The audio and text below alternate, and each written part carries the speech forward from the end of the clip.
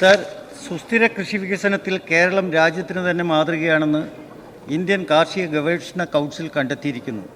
ഇത് നമ്മുടെ സർക്കാരിലെ കൃഷിവകുപ്പിൻ്റെയും പ്രത്യേകിച്ച് കൃഷിവകുപ്പ് മന്ത്രിൻ്റെയും കാര്യക്ഷമമായ ഓടിച്ചാടിയുള്ള പ്രവർത്തനത്തിൻ്റെ അംഗീകാരമാണ്. അതിൽ നമുക്കൊക്കെ അഭിമാനിക്കാവുന്നതാണ്. സർ, കാർഷിക രംഗം മെച്ചപ്പെടുത്താൻ വിവിധങ്ങളായ പദ്ധതികളാണ് കൃഷിവകുപ്പ് നടപ്പാക്കുന്നത്. അതിൽ വെളിച്ചം സംവിധാനം വഴി എത്ര പ്രോഗ്രാമുകൾ കൃഷിവകുപ്പ് സംപ്രേഷണം ചെയ്തിട്ടുണ്ട്?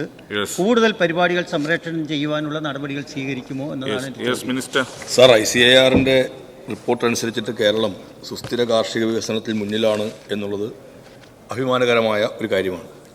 കാർഷിക മേഖലയിൽ പ്രധാനപ്പെട്ട കൃഷിവകുപ്പിലെ പ്രധാനപ്പെട്ട യോഗങ്ങൾ പൊതുപരിപാടികളല്ല, ഇൻറ്റേണലായിട്ടുള്ള യോഗങ്ങളടക്കം കർഷകർക്കും പൊതുജനങ്ങൾക്കും ദൃശ്യമാകുന്ന വിധത്തിലാണ് വെളിച്ചം എന്നൊരു പദ്ധതി കൃഷിവകുപ്പ് ആവിഷ്കരിച്ച് നടപ്പിലാക്കിയിട്ടുള്ളത്. ഇതിനോടകം തന്നെ 13 മീറ്റിങ്ങുകൾ അത്തരത്തിൽ ലൈവ് സ്ട്രീമിംഗ് നടത്തിയിട്ടുണ്ട്. 2025 ഏപ്രിൽ 1 മുതൽ കൃഷിവകുപ്പ്, മണ്ണ് സംരക്ഷണ വകുപ്പ് എന്നിവ നടക്കുന്ന രഹസ്യ സ്വഭാവം ഔദ്യോഗികമായി കാത്തു സൂക്ഷിക്കേണ്ടതും നിയമപരമായി വിലക്കുള്ളതുമായ യോഗങ്ങളൊഴികെ മറ്റെല്ലാ യോഗങ്ങളും പൂർണ്ണമായി പൊതുജനങ്ങൾക്ക് ദൃശ്യമാകുന്ന തരത്തിൽ സംപ്രേഷണം ചെയ്യുന്നതിന് നടപടി സ്വീകരിച്ചിട്ടുണ്ട്. സെക്കൻഡ് ക്വസ്റ്റ്യൻ സർ, പാലക്കാട് ജില്ലയിലെ ചിറ്റൂർ താലൂക്കിലെ എലവഞ്ചേരി പഞ്ചായത്തിൽ കഴിഞ്ഞ 13-ാം തീയതി എടുത്ത നെല്ലിൻ്റെ വില ഇന്നലെ, അതായത് 20-ാം തീയതി കൊടുത്തു. ഇവിടെ ഗംഭീര ചർച്ചയൊക്കെ നടക്കുകയാണ്.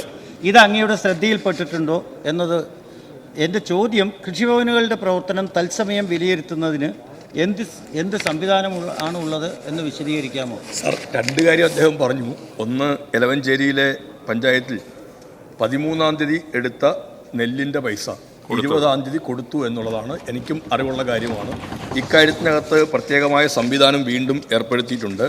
ഒരു പ്രൊക്യൂർമെൻറ്റ് മാനേജ്മെൻറ്റ് കമ്മിറ്റി രൂപീകരിച്ച് സംഭരണ രംഗത്തുള്ള പ്രശ്നങ്ങളിൽ ഇടപെടുന്നതിന് വേണ്ടിയുള്ള കൃത്യമായ ഇടപെടൽ നടത്തിക്കൊണ്ടിരിക്കുന്നുണ്ട്.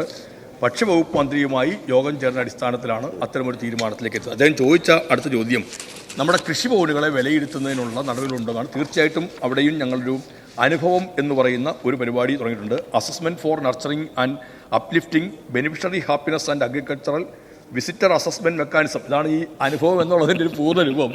അത് വെറുതെ ഒരു പേരിടരുതല്ലോ എന്നുള്ളത് കൊണ്ടാണ് അങ്ങനെ ആക്കിയിരിക്കുന്നത്. അതെ, തീർച്ചയായിട്ടും സാർ. അതിൻ്റെ അടിസ്ഥാനത്തിൽ എല്ലാ കൃഷിഭവനുകൾക്കും ഒരു QR കോഡ് കൊടുത്തിട്ടുണ്ട്.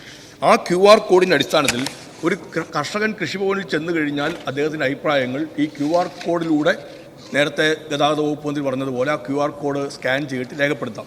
ഇതിനോടകം തന്നെ 5452 കർഷകർ ആ തരത്തിൽ അഭിപ്രായങ്ങൾ രേഖപ്പെടുത്തിയിട്ടുണ്ട് എന്ന കാര്യം കൂടി അറിയിക്കുന്നു. അതൊരു നല്ല ഒരു കാര്യമായി ഞങ്ങൾക്ക് മനസ്സിലാക്കിയിട്ടുണ്ട്. 4244 കർഷകരിൽ നിന്നായി 5452 റേറ്റിംഗ് ലഭിച്ചിട്ടുണ്ട് എന്ന കാര്യം കൂടി അറിയിക്കുന്നു.